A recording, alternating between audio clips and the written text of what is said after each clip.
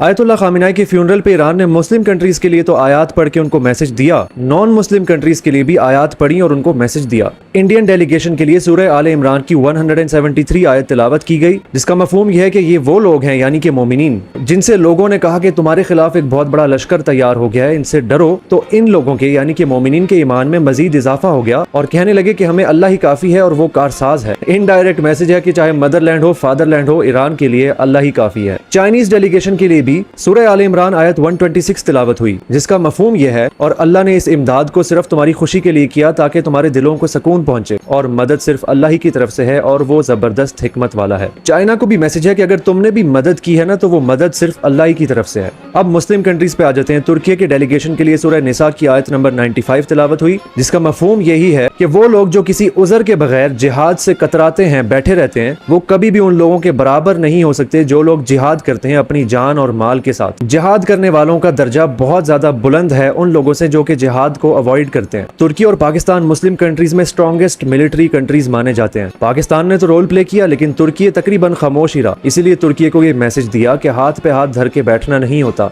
Qatar के लिए सूरह फतह की आयत नंबर 2 पढ़ी गई। इसका मफहूम यह है कि अल्लाह ताला तुम्हारे अगले पिछले गुनाहों को माफ कर दे, तुम पे इनाम करे और तुम्हें सिराते मुस्तकीम पे ले आए। अब कतर ने भी बाद में पाकिस्तान के साथ मिलकर मीडिएशन की, ईरान के लिए कुछ ना कुछ किया, तो ईरान भी इनडायरेक्टली मैसेज दे रहा है कि हम तुम्हारी पिछली गलतियों को भुलाना चाहते हैं, एक अच्छे तर्ज पे इनाम, अच्छे रिलेशंस बनाते हैं और अल्लाह सब मुसलमानों को सिराते मुस्तकीम दे। ईरान के जो एलाइज हैं जैसे कि हमास, हिजबुल्लाह, हुतीज, इनके लिए ईरान ने ईमान, तकवा, जिहाद और शहादत की आयत पढ़ी। फॉर एग्जाम्पल यमन के लिए ईरान ने आयत पढ़ी। इसका मफहूम यह है कि मोहम्मद सल्लल्लाहु अलैहि वसल्लम के मानने वाले आपस में एक दूसरे के लिए नरम हैं लेकिन मुखालफीन के ऊपर सख्त हैं। अल्लाह ने मुसलमानों को ये शान इसलिए अता की ताकि काफिरों के दिलों को इससे जलाए। ईरान ने अपने पार्टनर्स को मैसेज दिया कि हमारा इत्तफाक काफिरों के लिए बहुत खतरनाक है। खैर, आपको ईरान का ये मैसेज देने का तरीका कैसा लगा कमेंट्स में बताइएगा।